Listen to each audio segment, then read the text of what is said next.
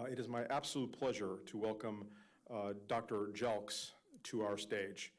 Dr. Jelks is an award-winning professor of American Studies and African American Studies at the University of Kansas. Grand Rapidians might recognize his name as the former professor from Calvin University. Jelks taught a graduate of the University of Michigan.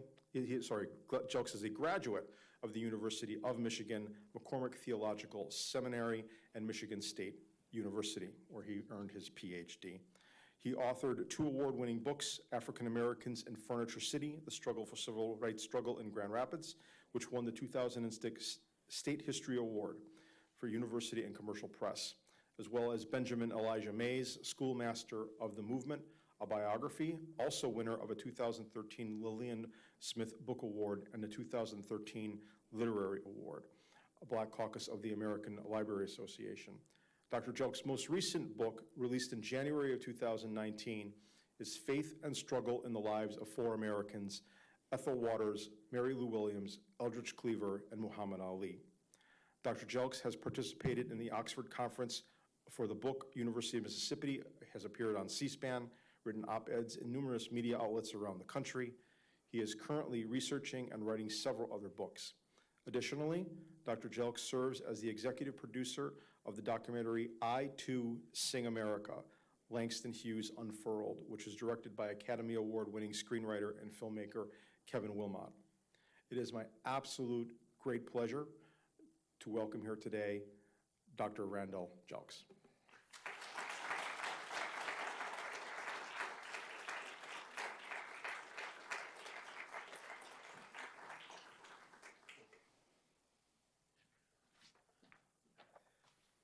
It's been a long time since I've stood at this podium.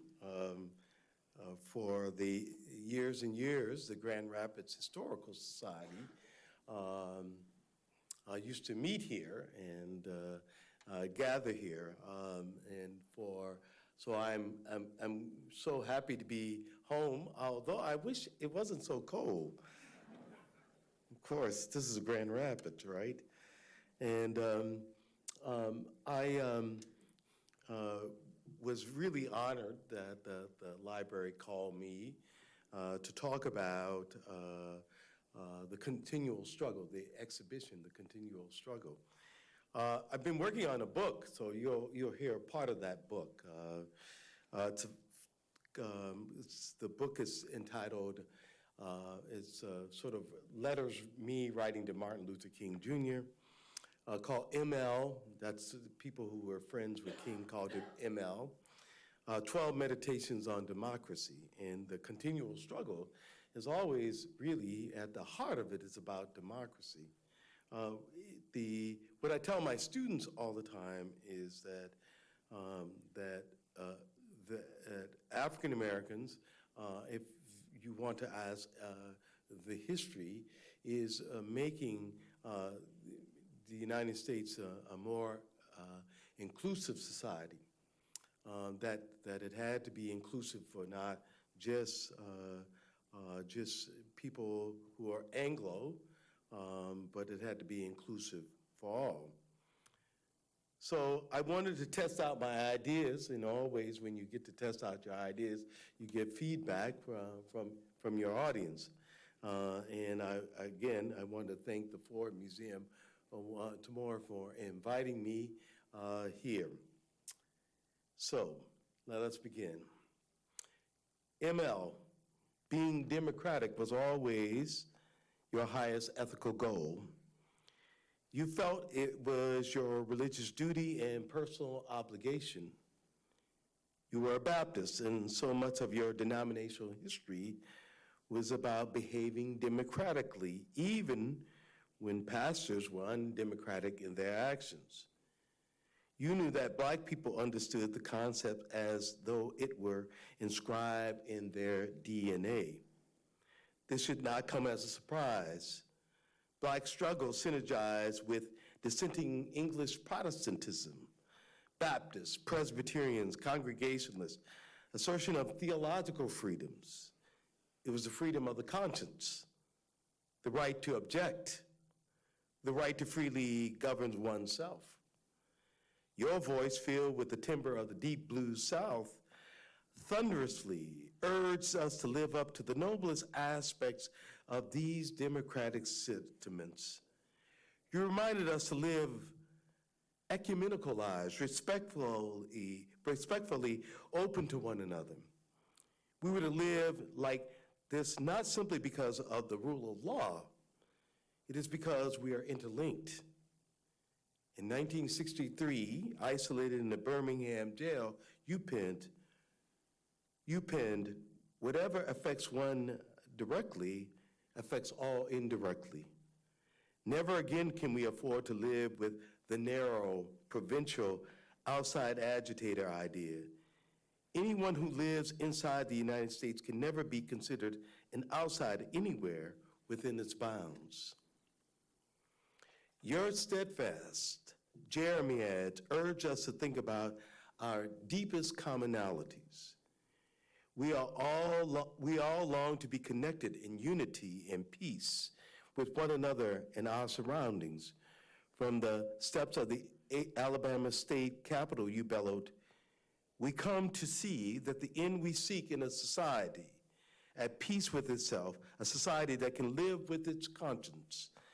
And that will be a day not of the white man, not of the black man, that will be the day of man as man." In your leadership efforts, you called the country to an ideal. In Baptist circles where you were nurtured, this was called a revival. Your revivalist preachments were infused with poetry. Your revivalist invited us to expansively dream. Your ideals echoed the prophet Joel prophesying, "And it shall come to pass afterwards that I will pour out my spirit on all flesh. Your sons and your daughters shall prophesy. Your old men shall dream dreams, and your young men shall see visions." It also reflected that of Langston Hughes. In 1936, he penned, "Let America be America again." Sounds kind of familiar, right? A greatly bastardized poem today to fuel American democratic radicalism. "Oh, let America be America again, the land that never has been yet, but someday will be." Poets pushed us to widen our boundaries. The dreams are the projections that our horizons can be broadened. For you, democracy was an imagined reality. The poetry always comes first. I say to you today, my friends, even though we face the difficulties of today and tomorrow, I still have a dream. It is a dream deeply rooted in the American dream. Your ethical portrait poem of democracy defied the cynicism of prosaic politics. Dreaming is in direct conflict with political cynicism exhibited by today's politicians. They have grossly followed Otto von Bismarck, Germany's first chancellor. His comments that politics is the art of the possible is their mantra. The conservative Bismarck, whose nickname was the Iron Chancellor, thought that politics was never an exact science, but a strategic art. His artistry was to keep participatory government at arm's length. As brilliant as Bismarck was, he stifled the democratic dream. Neither he nor the monarchs he represented ever understood what it meant to live without self-determination. In the United States, your democratic poetry criticized the framers of our constitutions and the writers of our declarations of independence. Your poetry undid their logic. At age 26, you were swept up into a worldwide political maelstrom. Here you were in front of a globally televised boycott, a protest for common decency, the simplest of rights, the right to ride a bus and take any available seat. As a spokesman for a local movement, you called upon the Black people of Montgomery to exhibit the highest democratic ethics, tolerance, mutuality, conciliation. At the Whole Street Baptist Church, you explained that they were democratic role models. Quote, "There's never a time in our American democracies that we must ever think we're wrong when we protest. We reserve that right. When labor all over this nation came to see that it would be trampled over by capitalistic power, it was nothing wrong with labor getting together and organizing and protesting for its rights. We, the disinherited of this land, we who have been oppressed so long, are tired of going through the long nightmare of captivity. Let us be Christian in all our action." But I want to tell you this evening that it is not enough for us to talk about love. Love is one of the pivotal points of the Christian faith. There's another called justice. And justice is really love in calculation. Justice is love correcting that which revolts against love. For over a year, Black Montgomery cleaved to one another. With valor, they demonstrated collectively that they could face economic, political, and terrorist intimidations. Too often we worship militaristic valor, and I mean no disrespect to forgotten soldiers who die unwillingly on battlefields. But in Montgomery, there was valor, not with guns, but sheer refusal to conform to injustice. Black Montgomery demonstrated to the world the kind of democratic valor we continually need today. The only problem for us today is that we nostalgically look back upon those times as though they were idyllic. What occurred in Montgomery is often idealized. The protesters in that moment were no more nobler than we are. The wisdom that we can glean from their struggle is how to organize for lengthy struggle. The other insight from this tight-knit community is that democracy begins with our daily orbit. Democracy was practiced among themselves before they gathered to protest. It was practiced in how they chose to protest. What occurred in Montgomery teaches us that democracy was a discipline even before the protests began. In 1929, the year you were born, Southern state governments were completely non-transparent. They were politically calcified as, quote, the Solid South. Although the 3/5 clause had been abandoned with the 13th and 14th and 15th constitutional amendments following the Civil War, a non-voting Black population on the census rolls ensured Southern congressional representation numerically without input from Black citizens. What an irony that the numerical strength of Black Americans buttressed Southern oligarchical rule. Alternative viewpoints and voices were shut up and shut down. The one-party South enforced an economic monopoly that impoverished both Blacks and whites alike. This insolvency was gleefully evoked musically when the South enslaved many thousands. Oh, I wish I was in the land of cotton. Old times there are not forgotten. Look away, look away, look away, Dixieland. The civil rights movement in the South broke the monopoly. It paved the way for new multinational companies to locate in the region. If you want to know why BMW is in Alabama today, and they are, or you want to know why Honda is in Tennessee, it's the civil rights movement. The historical irony is that these companies moved to a region always known for the cheapest and most degraded laborers. All this was accomplished by squashing of political participation. And I'll just add one more thing. Mississippi has probably the largest Black population in the United States still. To this day, Mississippi cannot elect a Black official statewide.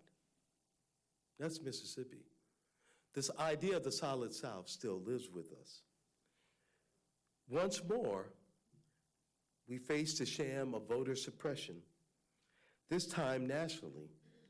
Politicians from the old states of the Confederacy have joined those from the Great Lakes states to the plains to make it more difficult for citizens to vote.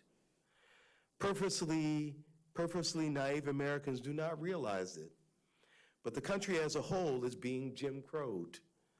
The elimination of voters is the trickery of authoritarian rule, not democratic governance.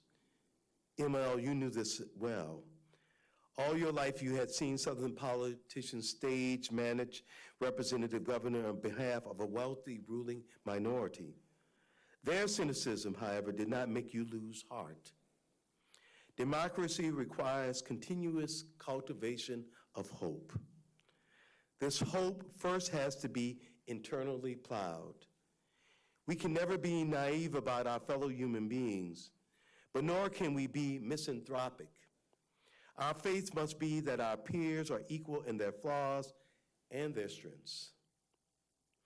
This is the part of the great message of the Abrahamic traditions, Christianity, Islam, and Judaism, have bequeathed to the world. Within our universe, we are all created alike from the same dust. My grandmother used to put it this way: God don't like ugly and ain't too particular about pretty. This was the same moral principle of the social contract theorists of the 17th and 18th centuries who attempted to frame, in part, as they wrestled with barbarous cruelties, genocidal massacres, enslavements, and imperial domination, questions of human equality in the context of democratic governments. Their faith was projected as reason, and their hope was that rationality might bring a peaceable resolution to European state fractiousness. Their theorizing was not based on actualities, but a projection that participation in one's own governance would end bloodletting. That too is a kind of faith. Your Christian faith had circuitous roots and twisted routes. It had its origins even before the life-to-death travails of the Middle Passage and the legions of coffles marching across unfilled lands, watering them with yet more tearful trails as the United States formed into an empire. There was also the African encounter with English dissenters, the Baptists, whose water rites of initiations gave new meaning to the walking dead and build community. Your faith was not found in a state of nature, a secular facile imitation of the Bible creation narratives, but in the bold idea that there was a God who held human beings accountable for how we live together. You assumed we were to behave with humility, act justly, and show mercy to one another. It was your faith that made you a radical abolitionist. Your faith, however, was tempered by the knowledge that the human capacity was limited. Sin, you thought, meant that human goodness could be grossly twisted. The slave ship and the cross were equally your daily reminders. The 10 to 15 million persons forcibly were brought from Western and West Central Africa to the various shores of the Americas was self-evident truth that we human beings could self-justify our evils. You shared, oddly enough, a rightful skepticism with the framers of the United States Constitution about the limitations of power to protect us from what the French social theorist Michel Foucault called governmentality. Given that many of our ancestors were imperialists too, they did not blink at selling their enemies and vulnerable ones into the slave trade. They too were caught up in Eden-like twisted machination of power and greed. Your skepticism about human enlightenment was ready-made. To many of your biographers, you see you as discovering the limitations of human rationality through the great American theologian Reinhold Niebuhr. But Taylor Branch and Parting the Water beautifully clarifies your relationship to Niebuhr. Truth is, you knew the limits of human behavior way before you were introduced to his trenchant analysis of human ills. In the 1930s, Reinhold Niebuhr wrote a great book called Moral Man in a Moral Society, about why do people do some horrible things to one another? Good people, like y'all, like me. Why do good people do moral man in a moral society? What drives us to do this, right? I mean, it's not just everywhere. So Niebuhr, as a theologian, is exploring, and he harkens back to, of course, his Calvinist roots. People give John Calvin a bad name. First of all, for you all in Grand Rapids, Calvin was French. I want y'all to know that. He wasn't Dutch. Right? And he was from a little town north of Paris called Noyon. And he ended up in Geneva as a refugee from the king because he converted to his faith. But what Calvin said, people to get this twisted all the time, it's just like depravity is that we do horrible things to each other, right? That you have to understand history. That's why he says there is no human goodness, because history is full of depraved indifference. People do some horrible things to each other, right? I mean, I live on I-70 out in Lawrence, Kansas on I-70. It's the biggest human trafficking highway in the world, right? I mean, trucks are always found with people in the back of it. People do horrible things. And so we have to understand history. It's not that individually we think we're bad, and the danger in the United States is we think we're good. And that is a dangerous thing, all of us, to think we're good. That's why we make laws, not because because we make laws because we want to exercise protection for one another.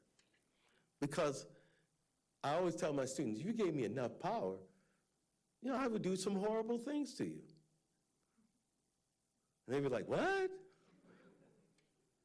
I was like, okay, you give a professor enough power, then he becomes this totalitarian kind of personality. So King reads Niebuhr and says, but he had learned this as a child. What black child does not grow up knowing that collective power without limitations yields to horrendous horrorships on the unprotected? The lessons of the lynch mob and police brutality were constant reminders that human collectivity and power often goes awry. While you grew up relatively privileged, you were not immune from the crushing burdens of being black in a society conditioned by anti-blackness. You had learned these lessons well way before you read Niebuhr. His theological theorization was important to you, but it was your black experience that created your affinity with his pessimism. Your blackness shaped the real politic behind your poetic idealism. Your family's personal history taught you that vile collective behavior was a sin to be resisted. You held with equal weight the duality of opposites, a redeemable humanity against the deadly dangers of idolatrous groupthink. Abusive power had to be skeptically guarded against as you worked to free captives on both sides. It was your religious faith that prevented you from totally descending into Machiavellian cynicism, even though the author of The Prince did not actually mean for his work to be used as a primer for brutish use of political power. Niccolo Machiavelli, not Tupac, y'all. Y'all gotta be old enough to remember. No, this audience don't remember Tupac. But I grew up with children who listened to hip hop, and I had to be versed in their language, right? But the kids knew who Machiavelli was, right? You maybe you're adults, or you don't remember that book you had to read in college called The Prince, right? The Prince did not actually mean for his work to be used as a primer for brutish politics. Niccolo Machiavelli's work might be read as a political tragedy about the unwillingness of political leaders to operate with transparency that democratic democracies require. Manipulating governmental processes is too great a temptation for political leaders to withstand. In a comic/tragic way, Machiavelli held out hope that the dominant rulers might reinstate democratic rule. However, Frederick Douglass, some 400 years later after Machiavelli, the ex-slave and American abolitionist, knew the political truth better than Machiavelli. Power rarely, if ever, concedes without a fight.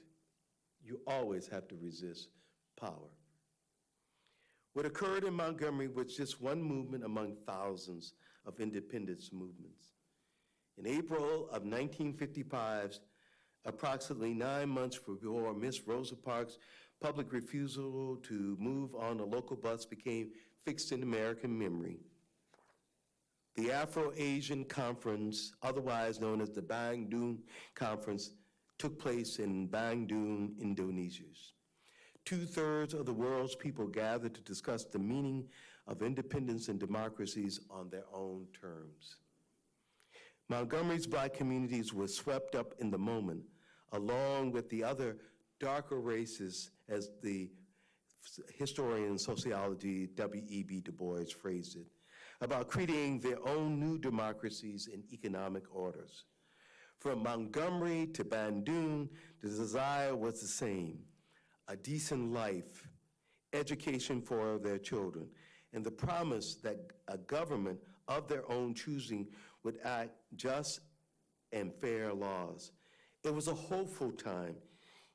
Even if European powers allied with the United States used all their political imaginations to hold up exploited rules in Asia and Africa.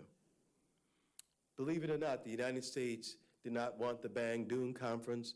They did not want the Vietnamese government to have their own rule. So Montgomery is a part of this long, continual struggle. It's a part of a global movement, not just a local movement. It's about people fighting to have self-rule everywhere.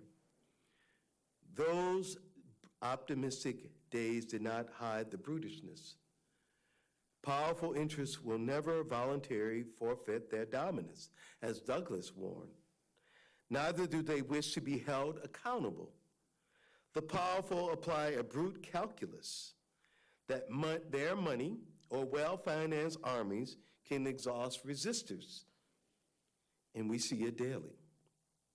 They calculate that murder is cheapest solution to dissension.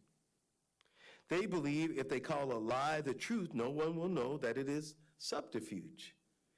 They know that it's easy to buy even the loftily educated, research scientists, social scientists, and even us historians. They can buy us. And I see it all the time in the university. I'm a critic of the university, and I work in one, right? In universities, like people knew sugar was bad for a long time, right? Well, we all know now that sugar is bad for us, right? Too much sugar is bad for you. Correct? Well, the sugar companies bought the Harvard scientists to keep them quiet. You know, in the university, we're complicit in this stuff. There's no, I'm a Calvinist, so I'm an Augustinian. Everybody's sinful, right? As my friend said, well, I got kids to send to college. True. But truth is, all on those universities, there's things in Latin about truth.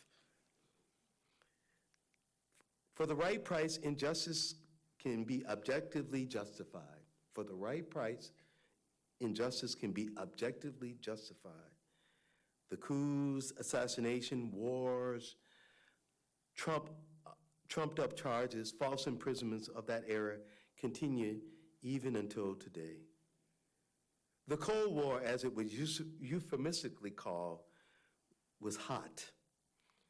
It was filled with landmines strewn across the globe: Egypt, Gold Coast, Guatemala, Guinea, Iran, Kenya, Korea, and Vietnam. And this is part of what we're dealing with today. You want to know why the Iranians have their feelings all such a way? You go back to the 1950s. They got their feelings such a way because the United States and Britain overthrew their government. You want to know why Guatemalans are coming here so much? Go back to see what they did. The CIA did to Arbans, their elected government. None of us are innocent in this thing. The color curtain, as Richard Wright observed, reporting from Bandung, was far more insidious than Winston Churchill's Iron Curtain. As it extended to cover the greater part of the world, it extended from Montgomery, the former capital of slaveocracy, to Washington, D.C., London, and Paris, down to Hanoi, across to Johannesburg. The Montgomery boycott was significant because it was a link in a global struggle. Politicians, as you learned in Atlanta and Montgomery, are the creatures of culture and cupidity. Which comes first, one never knows. They were stand-ins for various economics and cultural ambitions, right? They were stand-ins for equal ambitions governed by bigotries. They sought powerful seats of local governments to maintain power and placate their white constituents with placebos that masqueraded as democracy. I'm always fond of telling my students that I teach about the Civil War sometime, and I say 2/3 of Southerners never owned a slave. So why did they fight on the Confederacy side? Because they all believed they were going to be the next owners of Walmart, because that's what the plantation was like. Well, they should have their freedoms because we're going to be the next owners of. That never happened. 2/3 of Southerners, white Southerners, were tenant farmers and sharecroppers, just like black people. Sometimes we feel ourselves with placebos that masquerades as democracies. Pointedly, this meant keeping black people from economic competition, lest the rest of white America discover that they too were poor and black. Rhetorically, it allowed politicians to paper over the vexatious contradictions of inequalities of our capitalism because they too had perennial scapegoats. This is why American slavery lasted so long. This is why American apartheid is so difficult to fight. And this is why sexism, which buttresses all these institutions, is so difficult to displace. This holds true for one-party rule everywhere. In today's world, democratic liberation appears to be no longer viable. Gone are the days when Montgomery buslight was linked to independence drives around the world. Too many Americans, especially our political leaders, have grown impatient with processes of haggling and negotiating that democracy requires. Too many of our religious leaders hold to narrow zealotry about whose faith is pure and whose is not. Look at India, for example. Our business leaders have drunk the hemlock of efficiencies, spreadsheets, profit maximization, algorithmic inputs rather than negotiating a consensus. For these leaders, oligarchical rule is better, though they dare not say it publicly.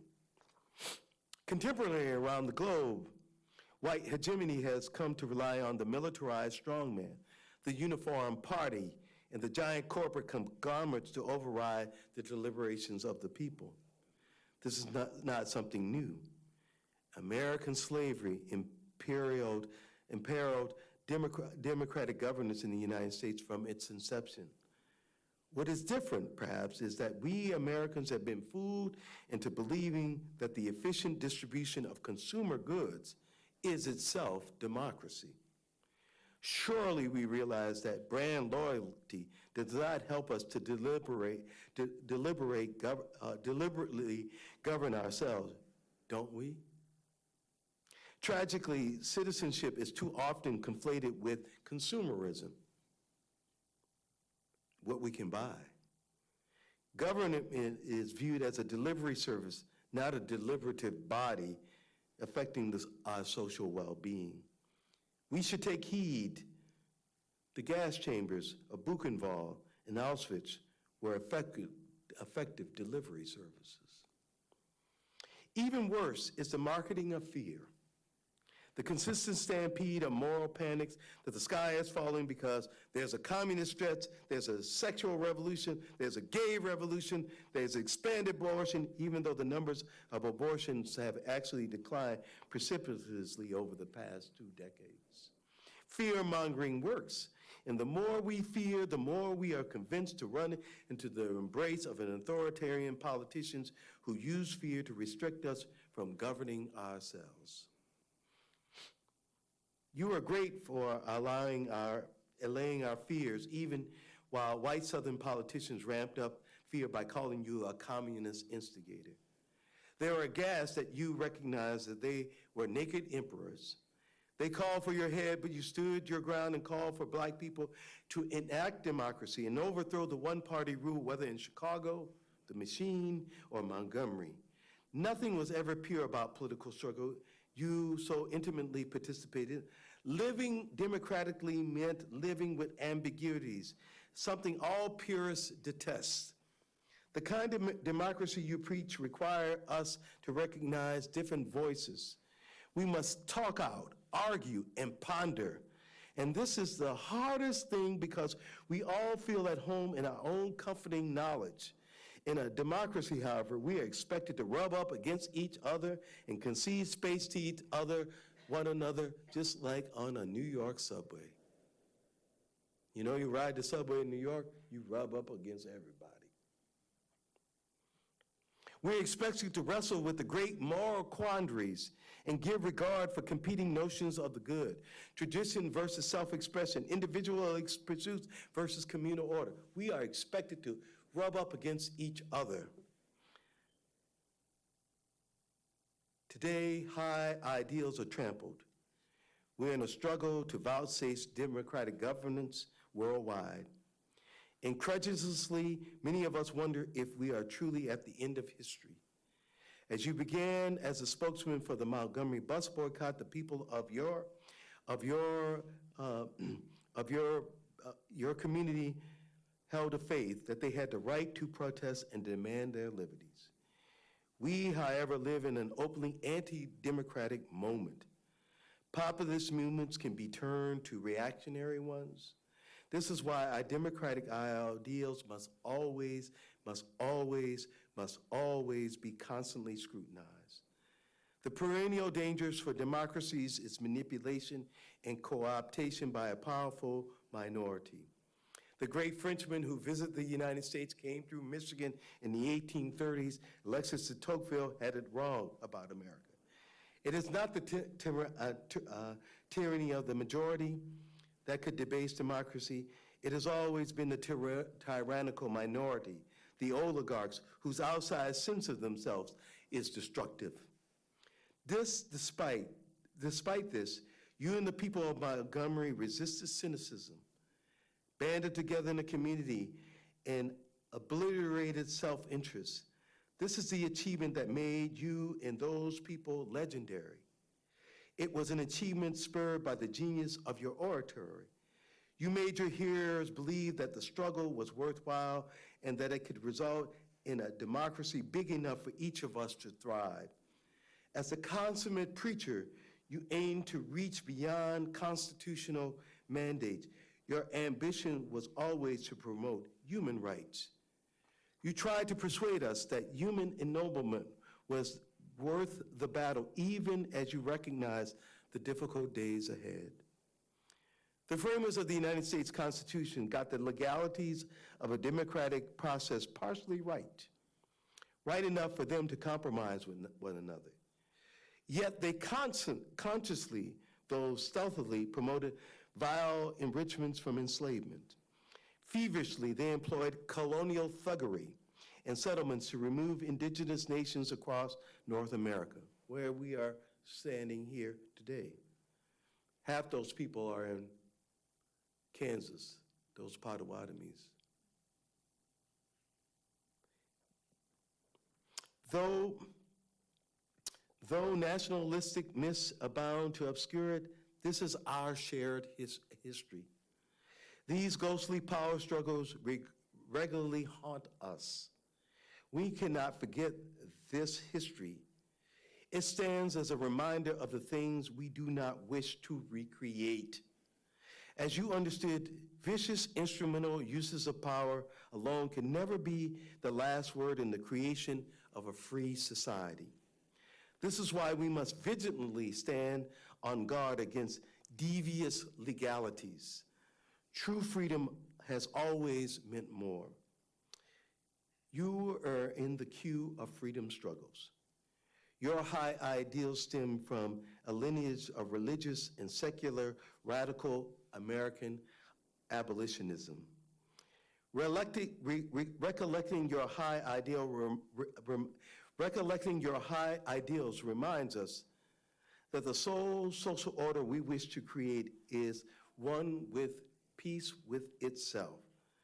That is, one made up of transparent governance that seeks just adjudications for all people, a society that does not trample over the rights of the have-nots, one that gives the unheard a hearing and accords recognition to the unseen. Thank you very much.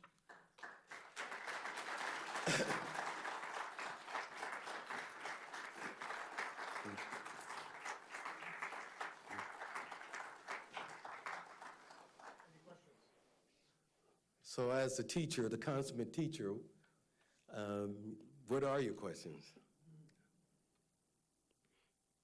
Well, I was thinking, what individually, where should we start to either change our mindset or open our minds to a different way of thinking? Well, first of all, there's the Grand Rapids Public Library over there.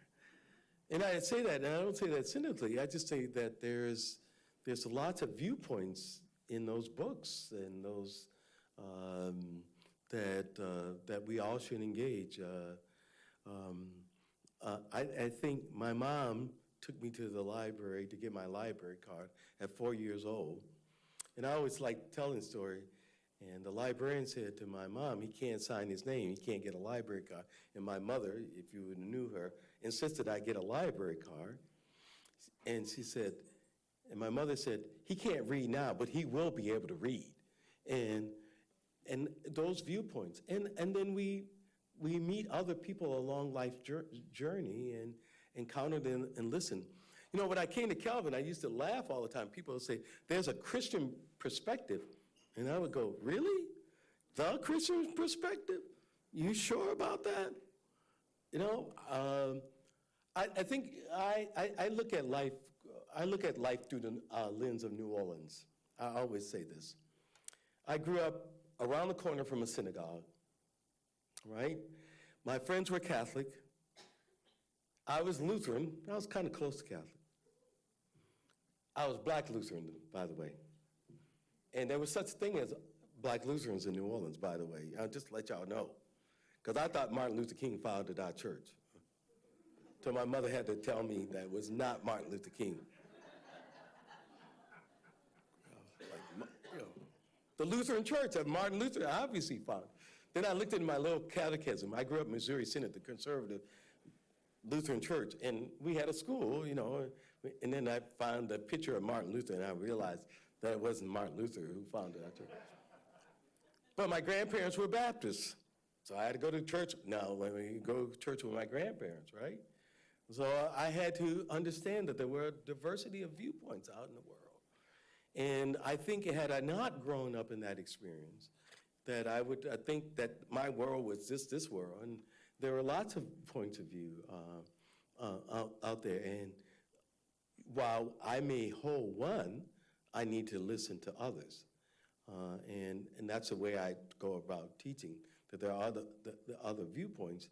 And first started out just reading different books, because, you know, at the time I was growing up, and I'm born in the late 50s, and there were no books about Black boys like me at the library, so I had to read a lot of books about other people who didn't look like me, and learn that there were worlds out there and so forth. So I think there, and then treating people respectfully and having conversation with them.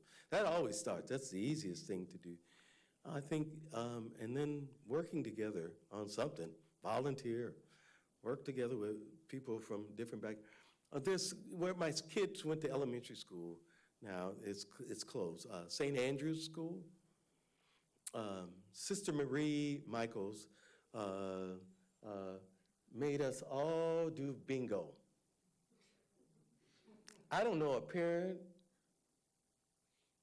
and you could be rich, and you can be broke, because there was a school in sliding scale. She made us work bingo, and we all had to work together. And our hostility to working bingo, we all bonded. All right? Because everybody hated bingo. I mean, everybody hated bingo. Oh man, it's your night. And everybody had to show up. By doing that, I know parents from generations, we all like, oh yeah. We did something together, and we bonded, and we created a community in a sense of, so there is a parent who is low income, and there's somebody who's rich, and they all work in bingo. And then back in those days, in the basement of St. Andrew's Church, it was smoke everywhere, and you had to take off your clothes when you got home. You remember that? Yes, and everybody united. So you got to have something to unite about, right? Bingo is the start. Yes. You mentioned the recurring threat in America of tyranny, not of the majority, but of the minority. How does that work? Why does that keep working? What will make it stop? Oh, it's aspirations. You know, all of us want to, we want to aspire to be not good or have a living. We all want to aspire to be, rich, like Tom Brady wants to win 7 rings. Now, he doesn't want to win 6, he wants to, I think that kind of, there's some good side to that, but the bad side is when it determines everybody's lives, right? What I get offended by is that when people who are well off want to tell people who are broke how to live, right? Because you never know, if you've never been broke, you don't know what that experience is. And you don't know what people are going through. But you determine that you might have inherited your money. 2/3 of people inherit their money, right? They don't work for it. And now you're going to tell other people how to live. Maybe you want to listen to what their struggle is. There was back in my day when I was a theological student, there was a wonderful ministry in Chicago, a housing project. She's long gone now. She had called a Ministry in Reverse. And she brought this black woman brought these rich suburban women to live in the Chicago housing project with her for a week at a time. She said, this is my ministry to you. I'm a missionary to you. So you want to see why these parents are living the way they live. And suddenly those women who came from Deerfield, Bannockburn, Winnetka, all of a sudden got in those projects and said, oh my God, how do you survive? That was her ministry in reverse, that sometimes we have to put ourselves in the shoes of other people. I was in Brazil one year, and my brother and another colleague of mine, we went to favelas in Brazil. The guy took us an individual tour of a favela. And I'm like, okay, this is how people survive. Well, what we see from the outside is one thing, but what you are from somebody else's eyes. So sometimes maybe we should stop, and particularly around Grand Rapids. Grand Rapids is such a paternalistic town. I can say this because I live here. I know. I've been around here. Stop telling people what to do. Stop listening to them. See what they're experiencing. They can tell you what they're experiencing. Now, you might have some helpful ideas, right? I'm a middle-class black man with upper middle-class education. I don't have upper middle-class money, but I got upper middle-class, and exposure, right? I can't tell people what to think about their experience. I can listen and learn and come alongside. Well, I think we should stop telling people how to live and maybe come alongside, aside of them. And there's an arrogance about, and this is what the Bible talks about all the time, there's an arrogance about people who have lots of money, right? It's not the money. Because there's rich people in the Bible. It's not the money. It's the arrogance that comes along. You can tell other people how to live. Yeah. Dr. Jeff, what were some of that brought you passion, the writers, even from ancient times as well as current times? And I know you mentioned Dr. Benjamin Mays, you wrote a book on him. Yeah. Were those your role models? Were they gave you the passion that you have today? Oh, first, he was asking me about a book I wrote. I wrote a book called Benjamin Elijah Mays, Schoolmaster of the Movement, about the president of Morehouse College in Atlanta. Benjamin Mays was the president of Morehouse College from 1940 to 67. And had he been the Harvard president, he would have had millions of books written about him. But Martin Luther King Jr. called him his spiritual intellectual father. Vernon Jordan, who headed the Urban League and later a prominent lawyer. Marion Wright Edelman, all of these people like Benjamin Mays, they kept mentioning it. I was like, okay, somebody needs to write a book about it. So when I was in college, I had this professor at Michigan. I went to Michigan as an undergraduate, and I'm very proud of that fact. Go Blue. Even though I got a PhD from state, I told him, explain the situation to him. I said, look, I'm coming to state because I'm working with this professor, but you know I'm not going to root for y'all. I got to go with my undergraduate loyalties. So I had this professor named Harold Cruz, wrote this book called The Crisis of the Negro Intellectual. And it was the first time I had heard those two words put together. And so I read that book. The book is still, my graduate students come to me, graduate students around the university, you studied with Dr. Cruz, tell me about him. I was like, he was a curmudgeon, that's what he was. But I started reading books in high school. Friends of mine remind me in high school, I was just this kid who was reading books. I wasn't doing my homework, right? I was just the kid who was like, hey man, have you read this book? I think it frustrated my teachers to no end, because I was reading books I wasn't supposed to read. I was just like hanging out in the library. And then in about the 7th, 8th grade, I had some trouble in school and I dropped out of school. And, the truant officer couldn't find me because I hung out in the library.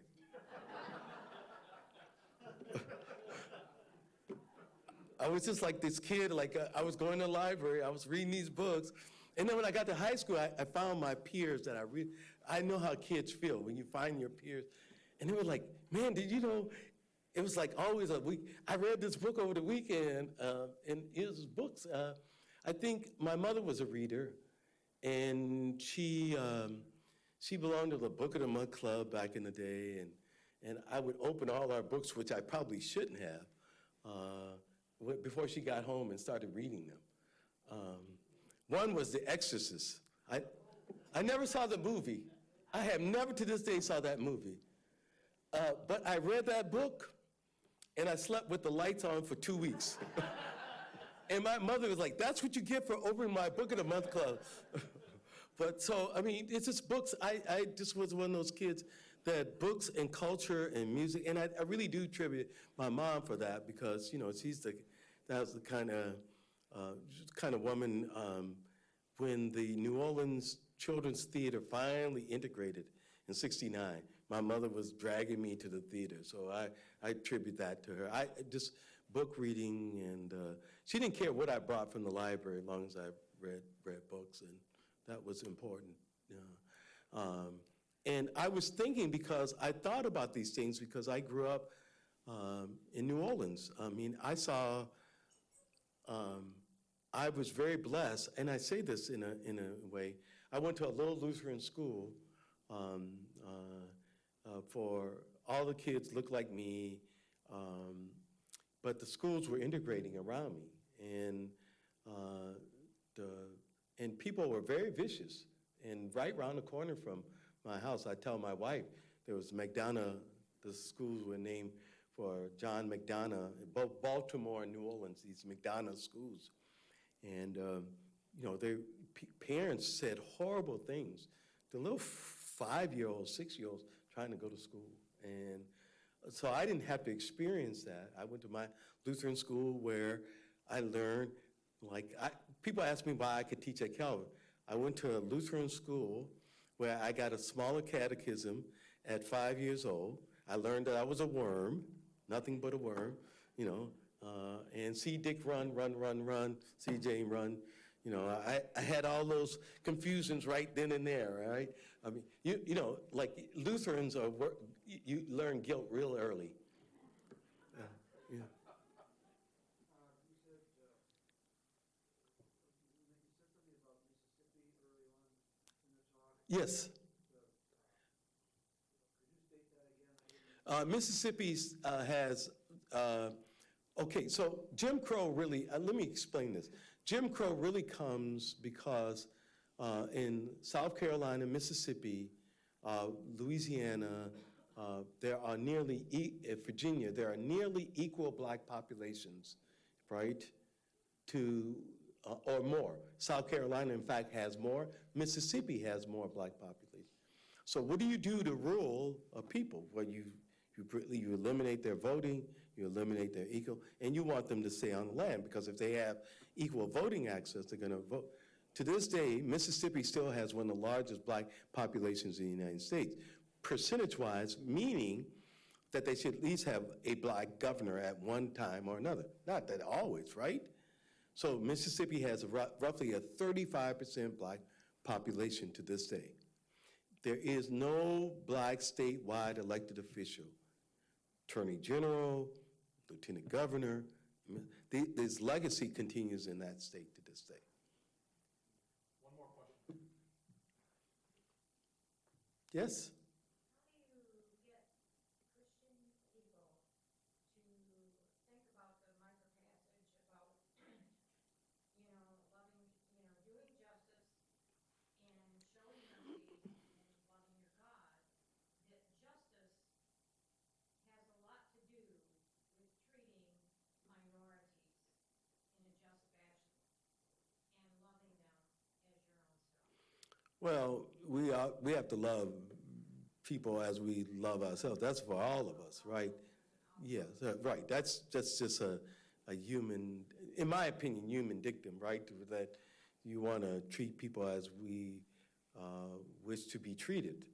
But that doesn't obscure that we grow up with ideas about power all around us, right? So all of us grow up with ideas about power that we have to undo, right? When I first came to Calvin, I said something, I think it was controversial. I said, the Nation of Islam, would love Calvin College, right? Because it's self-referential, people look like you, except there was all dudes on the wall, right? And I asked my women students, how do you feel about that? They're all dudes on the wall, right? Why don't you see your image on that wall? So we have to take away and be able to see all of us on the wall, right? I mean, that's the beauty. Years ago, I was invited to Spelman College, which is historically black women's college.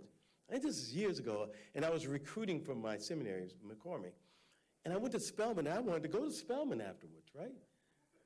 I saw all these black women who had accomplished things on the wall, Alice Walker, all around this wall. I was like, oh my God, you know what? I should go to Spelman, because I felt empowered. I think that what we do is we buy into systems, we see and imagine things, and we can't imagine other people in those places as well, and that becomes tricky. Yes, sir. I just want to say one thing in conjunction with your answer to that woman. It's like Dylan Roof, when he shot those people, all you ever hear is like, he shot those people because they were black. You have to start looking at it differently, because he shot them because he was white. He didn't shoot them because they were black. He shot them because he was white. It's just a different way of looking at it. Yeah, I think so, right.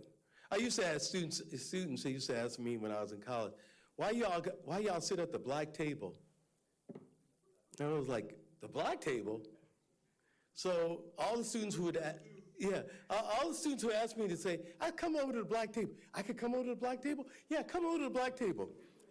Come over to the black table in college, right? So I say, sit with us. Now I say, why are y'all white people sitting together? Because to me, you look like all y'all sitting together too, right? And it's all a matter of perspective, where you sit, where you view.